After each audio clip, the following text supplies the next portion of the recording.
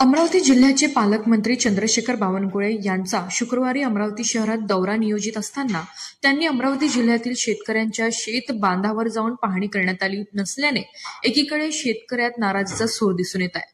मात्र दुसऱ्या दिवशी 27 सप्टेंबर शनिवारी बडनेरा विधानसभा मतदारसंघाचे आमदार रवी राणा यांनी थेट महसूल अधिकाऱ्यांना सोबत घेऊन बांधावर दाखल झाले।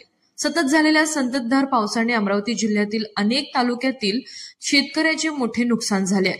या दरम्यान आमदार रवी राणा यांनी स्वतः तलाठी आणि मंडळ अधिकाऱ्यांना घेऊन पाण्यात उतरून नुकसान शेत पिकांची पाहणी केली।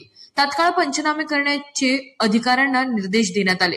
प्रशासनाच्या दिरंगाईवर तीव्र नाराजी व्यक्त करत त्यांनी अधिकाऱ्यांना धारेवर धरले आणि शेतकरी दिले।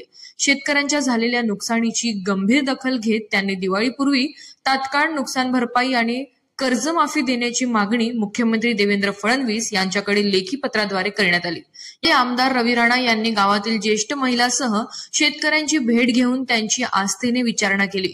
या दौऱ्यात उपविभागीय अधिकारी दराडे, तहसीलदार अजित येडे, तालुका कृषी अधिकारी भोसले तसेच युवा स्वाभिमान पक्षाचे पदाधिकारी मंगेश पाटील, आशिष कावरे, विनोद जयस्वाल व भातकुली तालुक्यातील मोठ्या संख्येने शेतकरी यावेळी उपस्थित होते।